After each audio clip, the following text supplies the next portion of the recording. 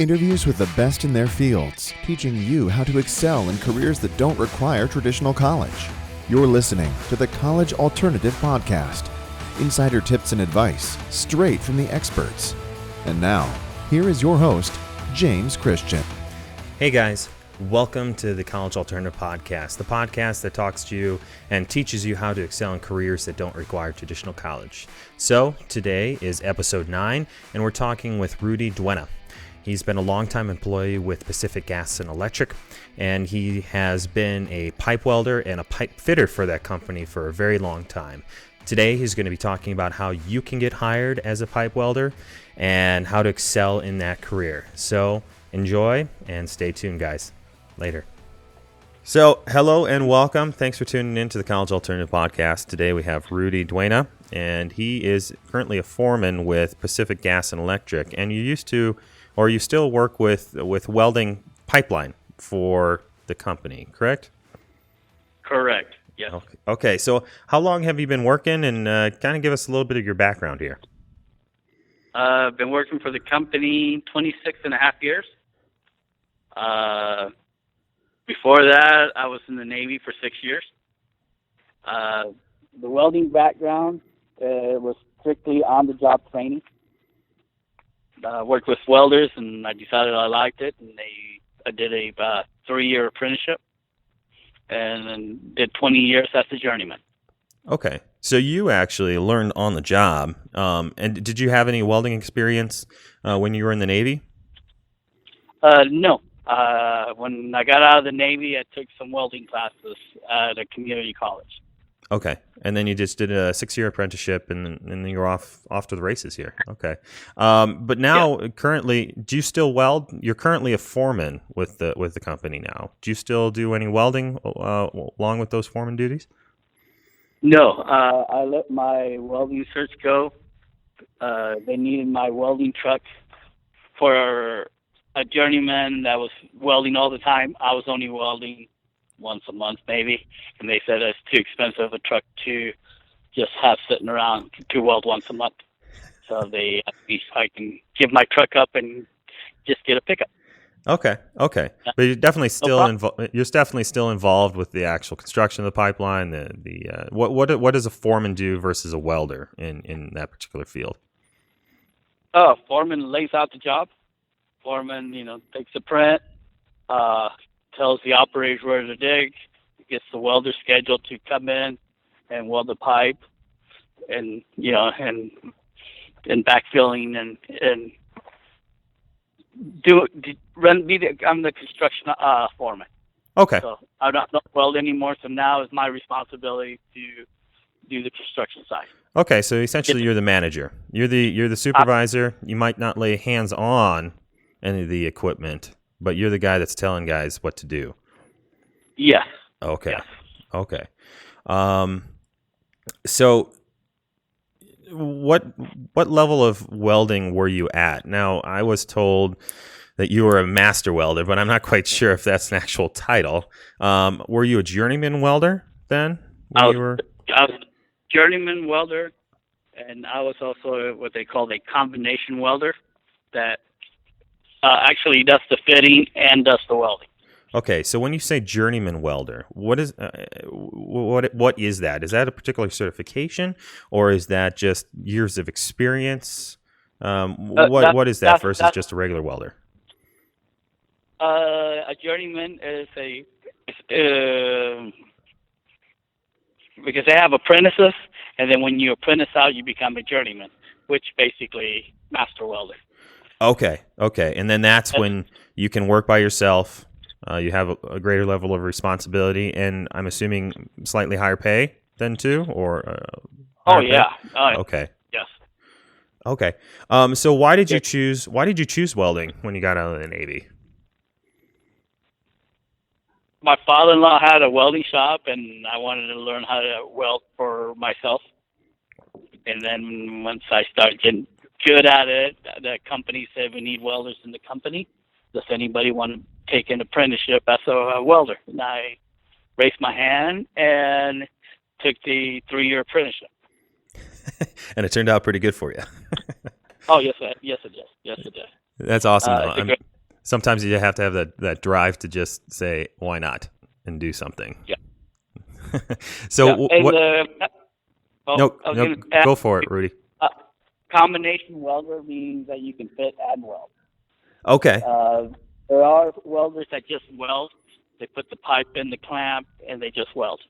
But when you get in the combination, that means you're actually fitting. You're using a lot of math to figure out all your angles and get the pipe in the clamp.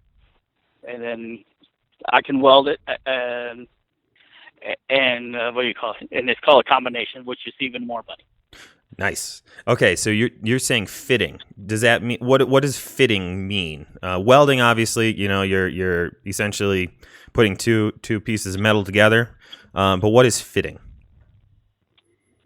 Fitting is when you get if you're got one pipe going in one direction and another pipe going in a different direction, you gotta put the two pieces together by adding that segmentable 90 degree to make it fit. Okay, so you're doing the math, you're doing everything, pipe A has to be connected to pipe B, and okay, so that's what fitting means. Okay, so you're doing both the for process, the math process, and you're also essentially gluing it together, and you're completing the entire thing by yourself. Correct. Okay, Correct. Awesome. So when you were a welder, what did you really enjoy about the job? Because when we were talking earlier before, they almost had to, I don't know, force you to become a foreman. But I mean, you alluded to me that you really enjoyed being a welder. So what did you like so much about being a welder for the company?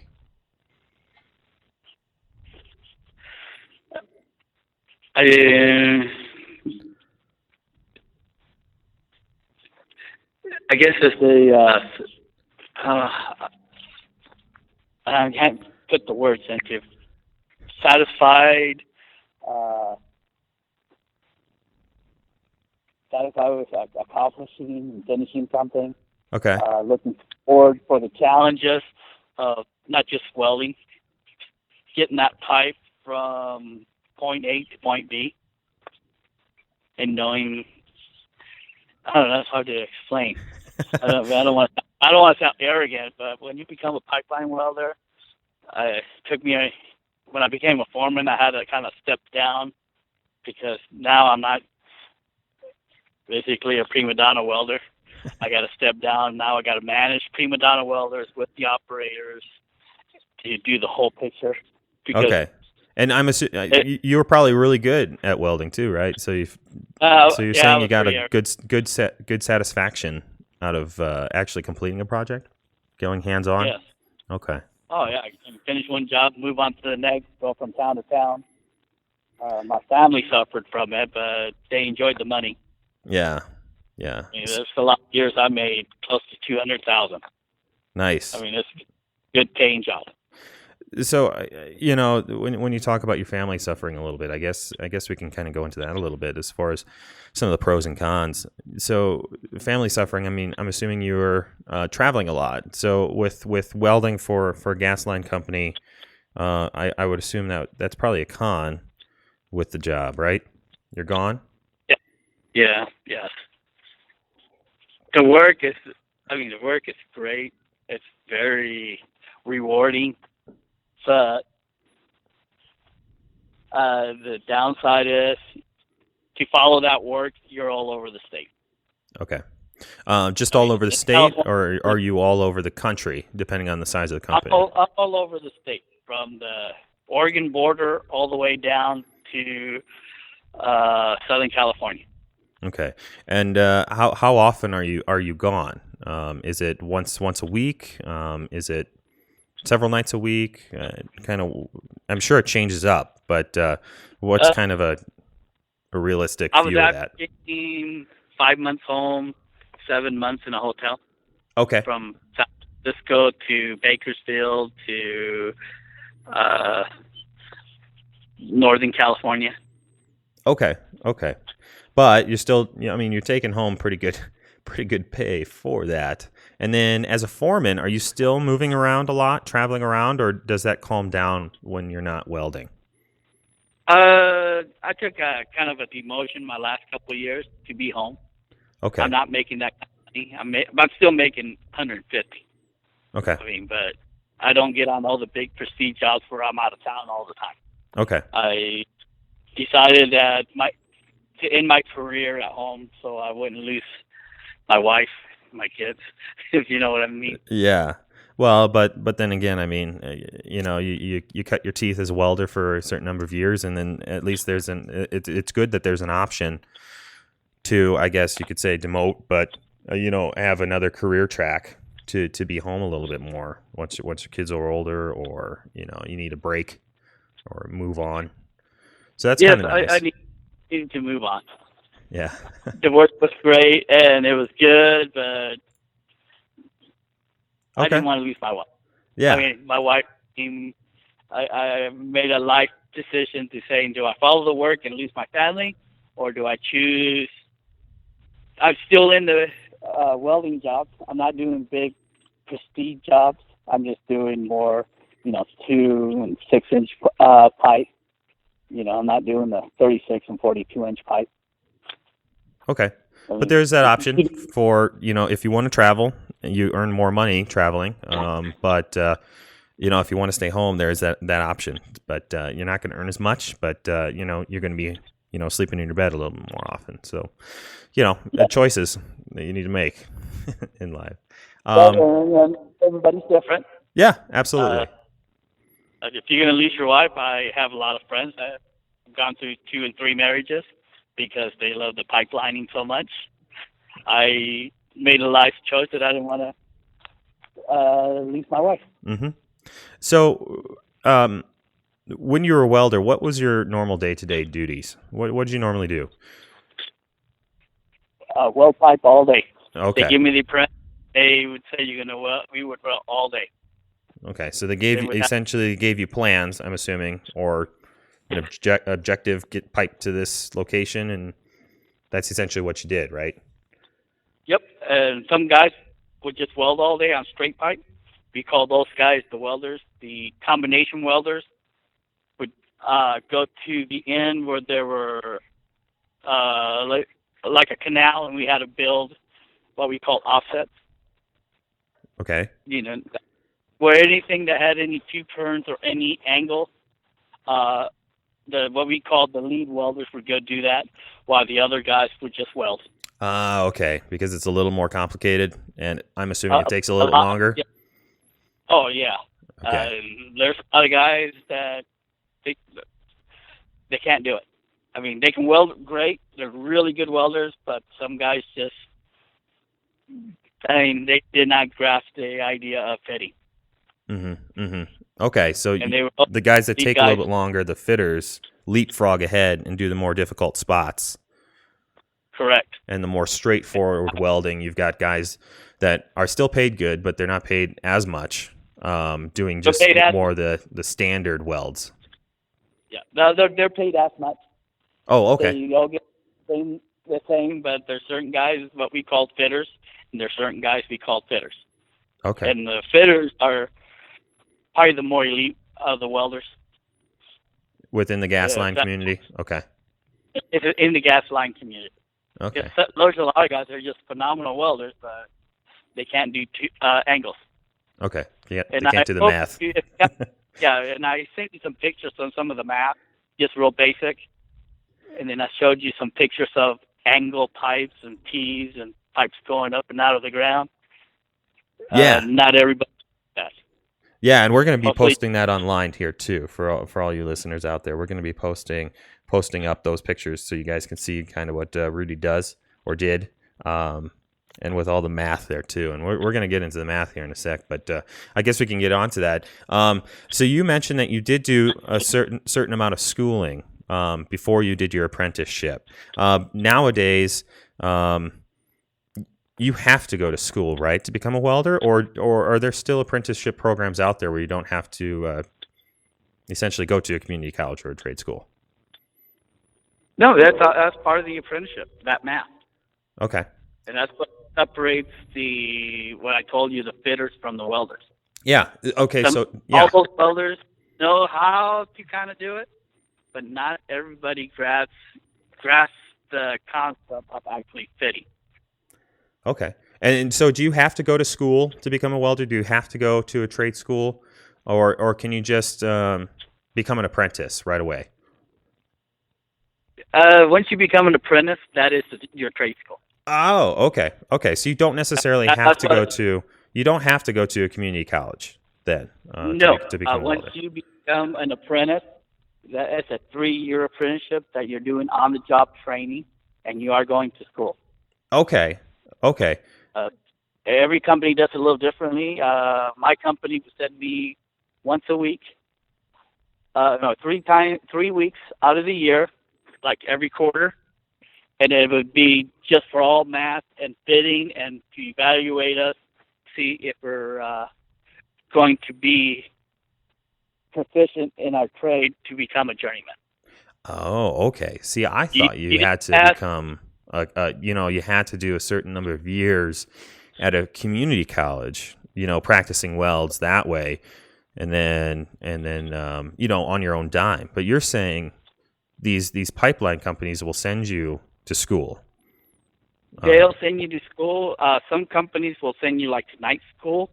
That is part of the union. Okay. That during the day you work, and then at night for 2 hours, like once a week, you would go in to learn all the math and then they evaluate you to make sure you're passing your required steps to become a journeyman welder. Wow. Okay, that's a great deal. That is a great deal then. I thought maybe you had to pay out of your own dime and your own time, but you get hired onto a company and they send you.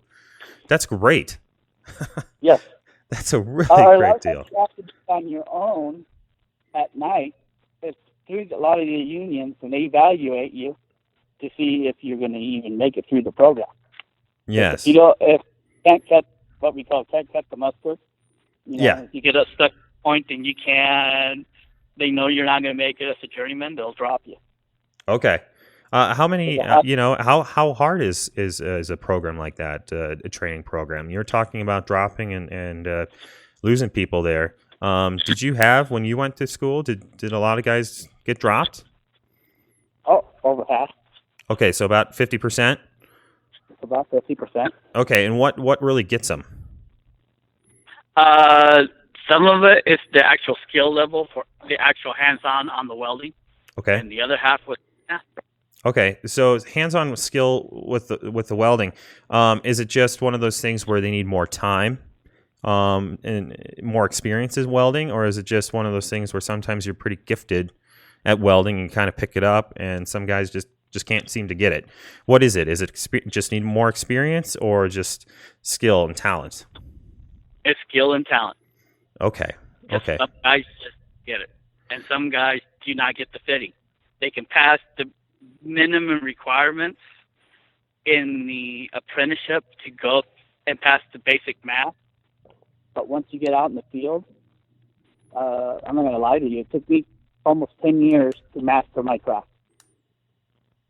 So in 3 years, I passed all the welding requirements, and it took me another 7 years to master my craft, to go out, grab a print, and do every aspect of my job without any help. Yeah. Well, I think that's what a lot of people who don't, haven't had a full-time job or anything like that, they fail to realize that you can't necessarily hit the ground running right away. I mean, the first day on the job, like what am I doing? And that's for like the first 5 years, and then you start feeling comfortable with it, and you start taking personal responsibility and ownership for your career. But so you mentioned math as well. So it's not only the welding, but it's the math, and that seems to be something that drops a lot of guys. So what kind of math knowledge do you really need to have as a fitter and as a welder? The basic trigonometry. Okay. Something that I learned years ago in high school, huh? Yeah. Geometry, you have to know it really good. But okay. Trigonometry, next step. And you got to know the trigonometry. You got to know your sine, your cosines, and your tangents. Okay. And when you go to school, they basically reintroduce what you learned in high school. Do they? And I'm assuming they build upon that knowledge base as well. Yes. Correct. Okay. Okay. I send you some pictures, some basic trigonometry. Yes. And when you post that, and you'll see. Okay. You know, it starts basic, and then it gets really complicated. Mm-hmm. Well, all those angles and welds, and yeah, you don't want to be off on your angles. Yeah. 4-inch pipe, you can be off a degree or two. You can make it up in the gap. If you're off a degree on 42-inch pipe, it's 1.5 inch gap. And that's something you can't correct, I'm assuming. That's nothing you can't correct. You have to be perfect on 42-inch pipe. You cannot be. You can be off 1/10 of a degree, and you're going to struggle. Okay. And then, how long are these? Off by a degree or two. How long are these pipes that you're welding? So you're losing a little bit of inventory. Well, a lot of inventory and time. Then if you're off by that much, and you're causing the company money, and supplies by screwing up that math that you're responsible for, right? Correct. Okay. So math is actually a surprising big deal for you guys. So what would you recommend for people to do if they maybe are struggling with math? Go get a tutor. Just really study that. It's almost like what we were talking about, being gifted. Okay. Some people have, some people don't. Okay. But if you're good at math, that's not a bad option to have, though, right? I mean, to pursue. Right. If you're struggling and you get a tutor, that's what I did, because I struggled and I made it. But some guys, or women, just don't get it, and they look at you. You try to explain to journeymen that have been welding 15 years, and they just don't get it. And they said, "Just tell me where to weld." What they tell me. They're excellent welders, and they're good workers, but they struggle with the math. Okay. So point to the gap. I'll weld whatever you want. I just don't want to do math. And there's some guys that are great at math, and they're able to excel. But I could definitely see that, over, several hundred feet of pipe, a degree, is pretty significant. So yeah, you definitely need that math. So when you get done with your apprenticeship, when you get done with your schooling, you become a journeyman. Now, is there a specific certification that you get along with that title? Is there a certain amount of testing that you do before getting the title? Once you become a journeyman for any company that you're out there, every 6 months you got to recertify. Okay. Because this is the federal certification. Okay. And so what does that mean when you say recertify, or just initially certify? Every 6 months they come out and test your welds. You take a destructive test. They'll give you 2 pieces of pipe, and you got to weld them up. And then you got to take what we call fabricate a T, where you take one pipe and weld it on its side and make a T out of it. Okay.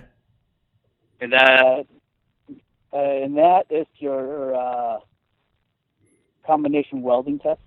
That means you can weld any position, and then you can know how to cut with a torch, and you know how to fit up, and you know how to weld. Okay. And you said destructive. So how are they testing to make sure your welds are good? Are they trying to actually destroy your welds by hitting it, or what do you mean by destructive there? Oh, they take coupons, or they cut sections of the pipe out. Oh, okay. And they bend it, and if it breaks before it bends, then it's a failure. And then they notch it and break it and look inside your weld to make sure you didn't have any voids. And then they also X-ray them. Okay. To make sure that you have a full penetration. It's a pretty intense test.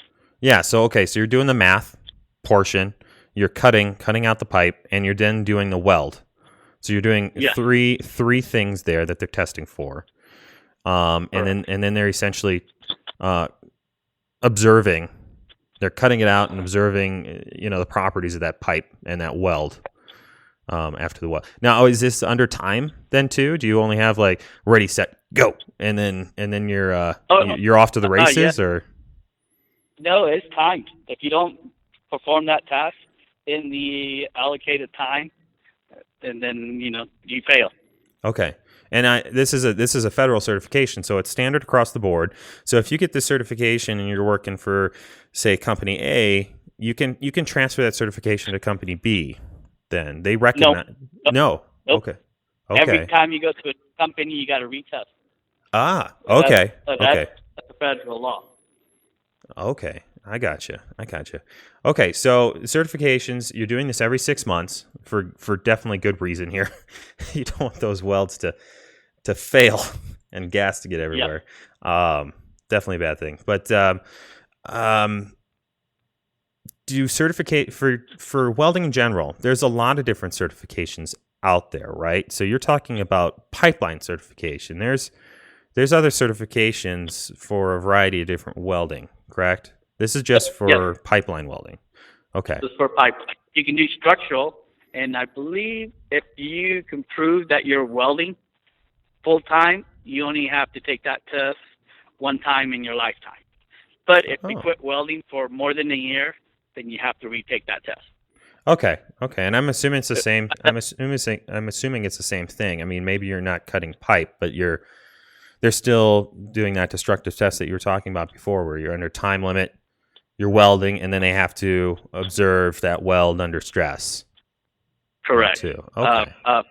Bridging or construction for the structural welding for a lot of bridges, it's a whole different testing. I've tested for that for PG&E because we do some structural weld. Okay. Called it, but I only had to take that test once.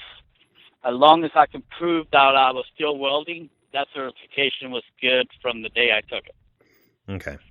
And I'm assuming what you're learning in this job is definitely translated over into other welding projects or other types of welding. So that structural welding, if you can do math for pipe, I'm fairly certain you're pretty much good to go for a lot of other different types of welding. Correct. Unless you get into what we call like restaurant, they have different certifications. And I don't know what all their qualifications are, because that's a whole different world. You say restaurant? What is that? Like Campbell Soup. Okay. Steam lines and all the stuff that they do for food processing. It's a whole new world of welding. Oh, wow. Okay. I didn't even think of that. So that's like a wow. Yeah. So that's steam line. Yeah. Budweiser, when they do the beer, they have to have all stainless steel and super clean environments when they weld all their pipes. Okay. Does the FDA have to get involved in something like that too? Oh yeah. Wow. And that's a whole different world that I don't know about. Yeah. I have friends that in there because it's still pipeline welding, but they said that their welding is more stringent than regular pipeline because of the stainless steel. There's a lot of TIG welding and more what they call exotic welding on the special. Stainless steel is a whole different welding world. Okay.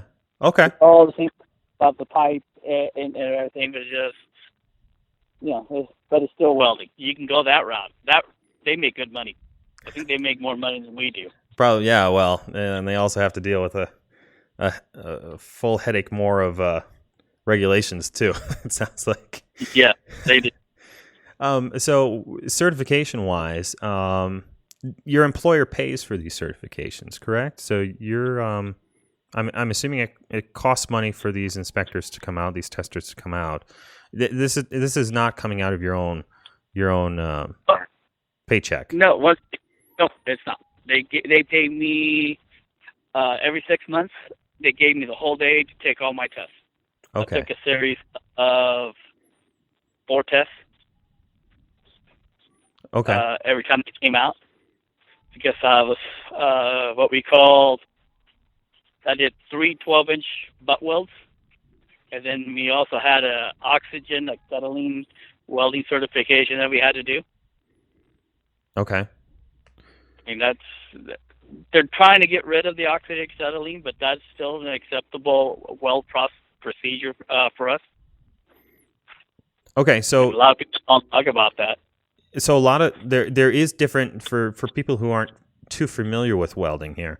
There's different, I guess, methods to welding, right? Correct. You mentioned TIG welding there, but there's several different types, and they're all kind of a little bit different, right? Correct. Okay. Can you go over that a little bit here, and what you typically use for pipeline? Okay.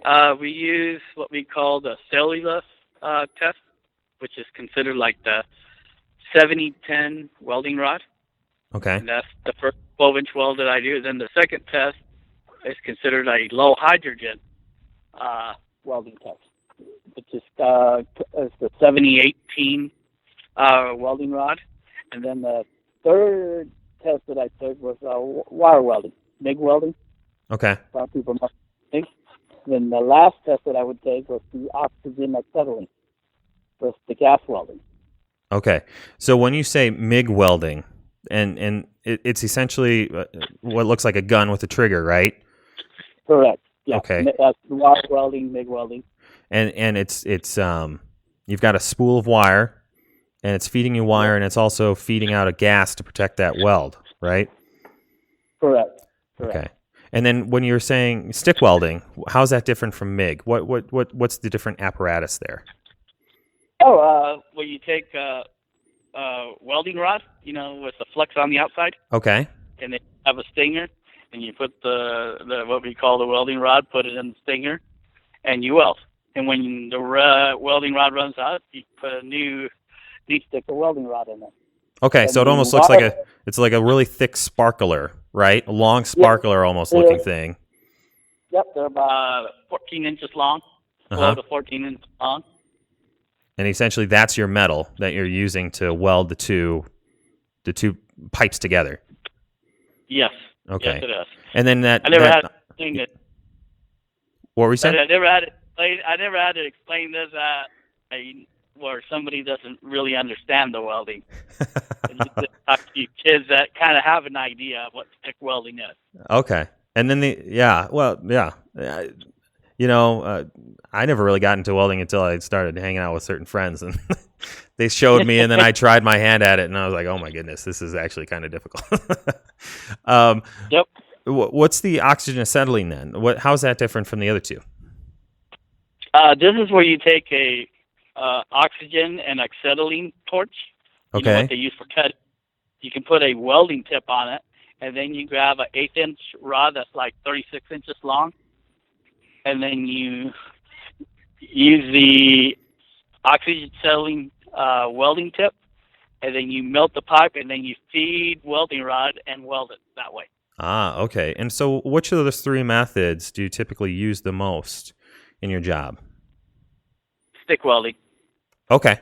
That's kind of like a 90% of the time you're using that? Oh, yeah. Okay. Because the wind doesn't affect it, weather doesn't affect it as much. Stick welding, because of the flex, it's probably your most pure weld that you can do other than TIG welding. Okay. But TIG welding you cannot do outside because the wind affects it really bad. You said the MIG? The MIG one? The MIG, the MIG and the TIG, because you got to use gas, and the wind blows it, makes the weld dirty. Okay, and so that gas is actually protecting that weld while it's forming, right? And Correct. So it's pumping gas there into that little environment, and if the wind goes, you're saying you get a dirty weld. Yes, and you're going to fail.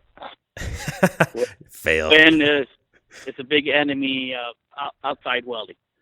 Okay. That's usually in a controlled environment. Yeah. Okay. So this is definitely you're definitely out in the elements here. You're definitely in an outdoor environment versus somebody who's maybe welding in a nice good conditions in a shop, right? So I mean you're welding maybe not rain or shine, but I mean, you're welding Rain in a lot of shine. different rain and shine. Rain or shine.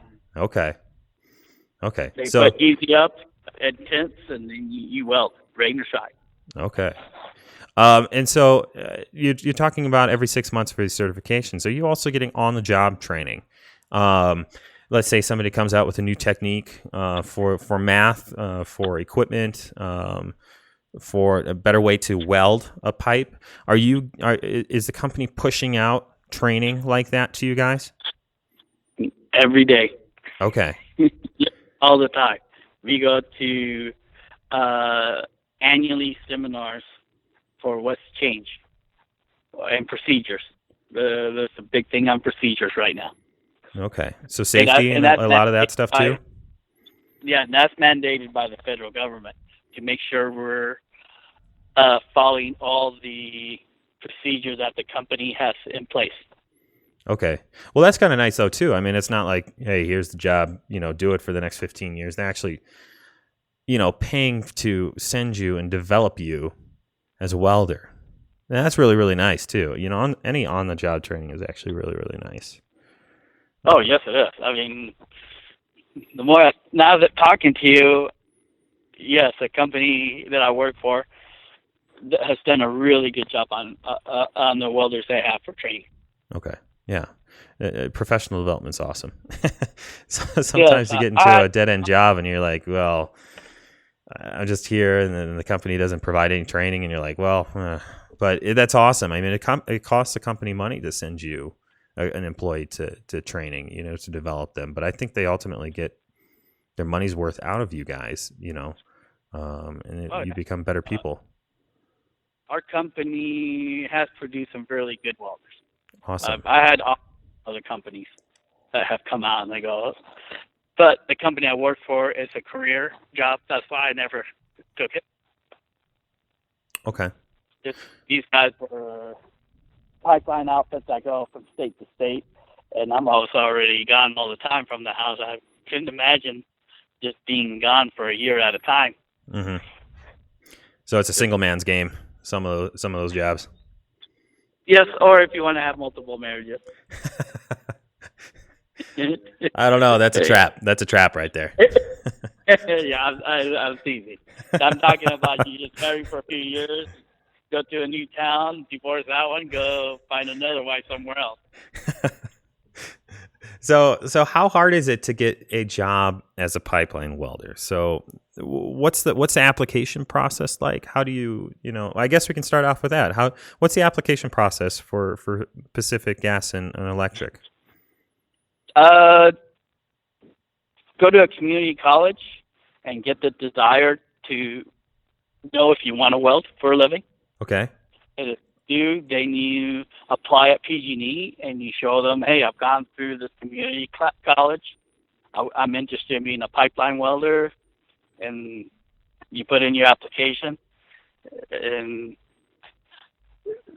when they're looking for welders, they want people that have the desire to want to weld. Okay. Not somebody that's thinking, I think I might like it. No, you got to have the desire that you want to be a welder. And how do you display that desire to them? I'm assuming it's probably a combination of experience, but a lot of people complain about, these it's an entry level job, but they want 3 years of experience. So how do you get the experience that shows that you have the desire that you want to work as a welder? Go to college. Okay. Get some of the certifications. You don't have to go to a full college. Just go and get the welding certification. Okay. And then you can go and apply for small companies, get the experience. If you have the skill level and the desire, you'll know it. You'll definitely know it, because once you pick up what we call the stinger, and all these sparks start flying and they start hitting your skin and you're burning, you're either going to like it or you're not. Okay.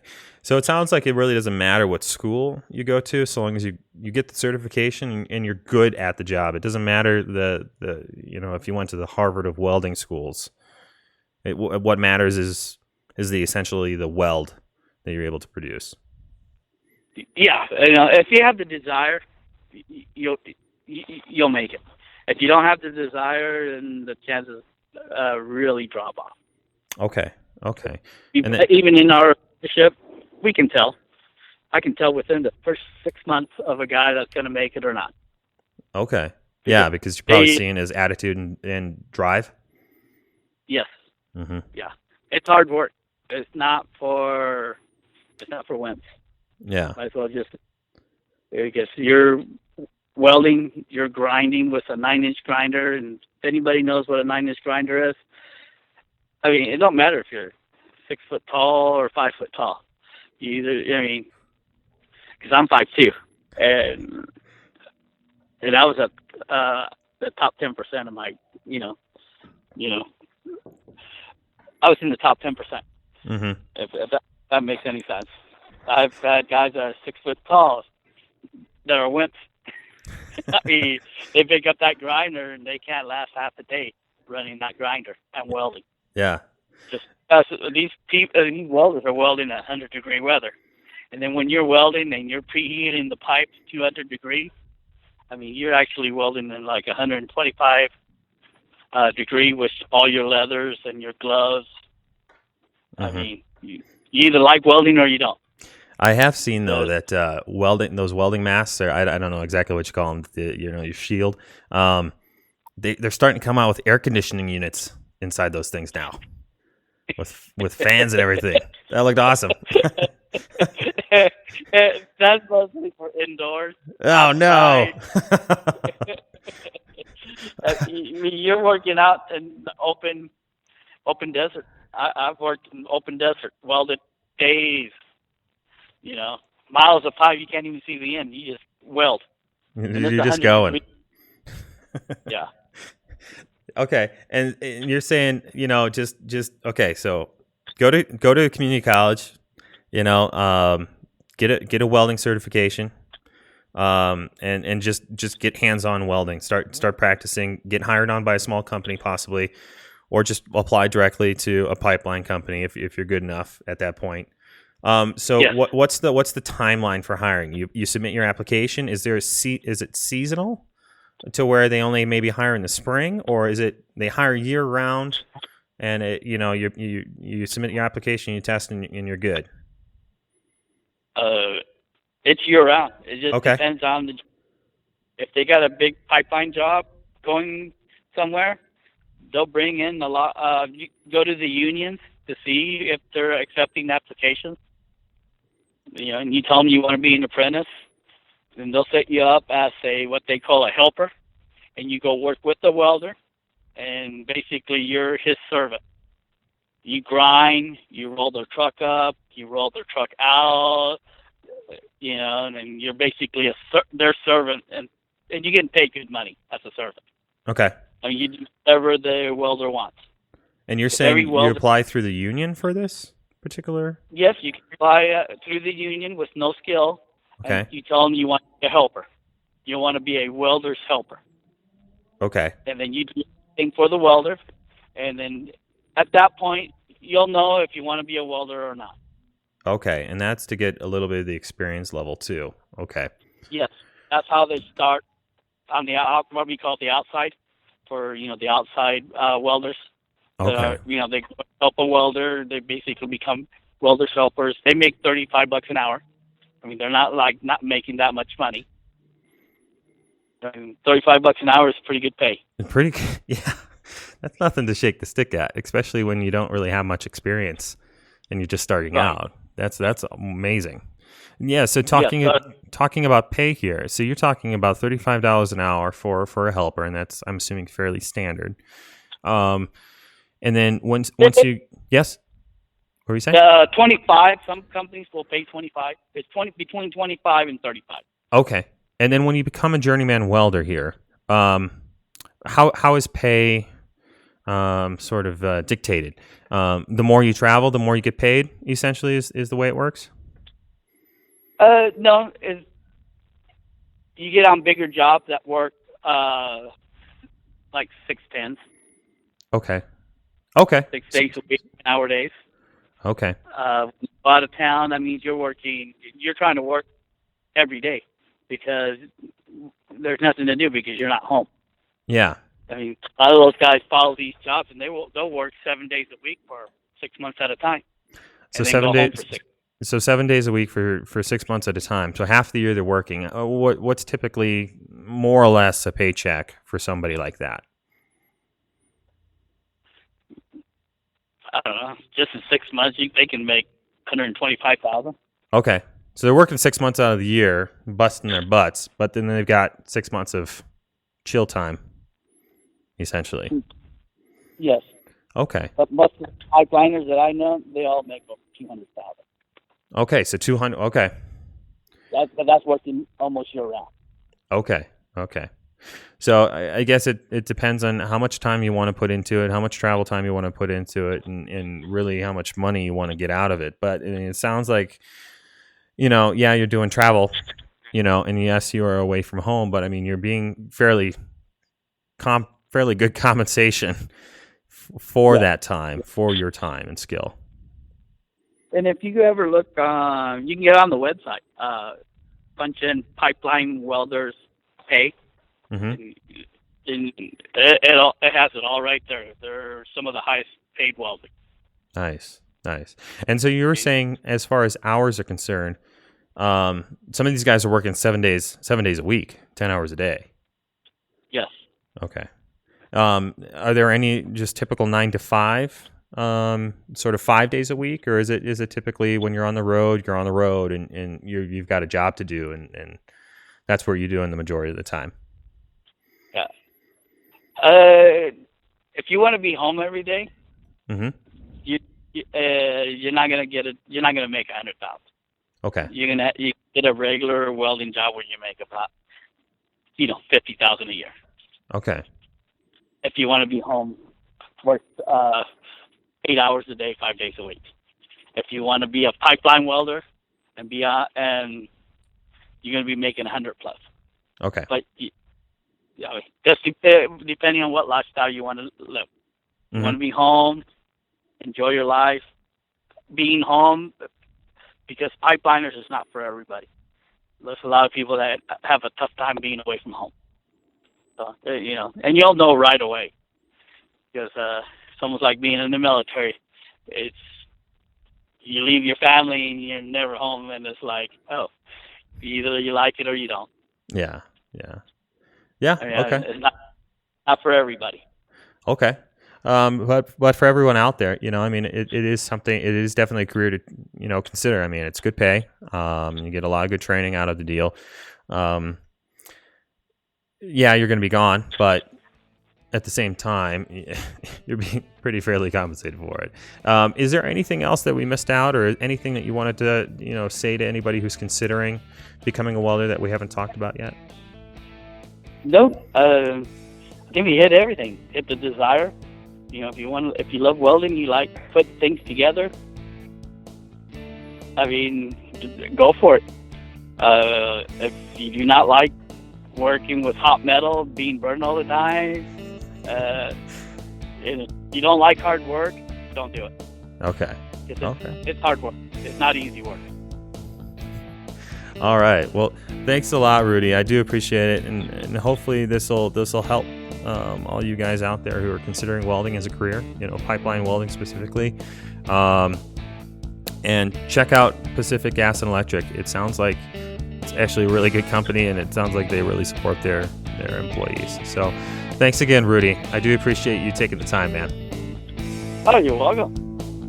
So hopefully you liked the podcast with Rudy. Hopefully you learned a lot about having a career and becoming a pipe welder and a pipe fitter for a natural gas company.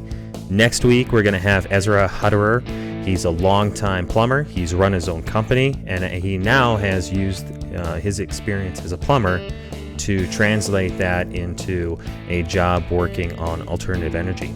So that's going to be a fun episode as well. So if you liked what you heard, click below, subscribe to the channel, and until next week, stay safe, guys. Later.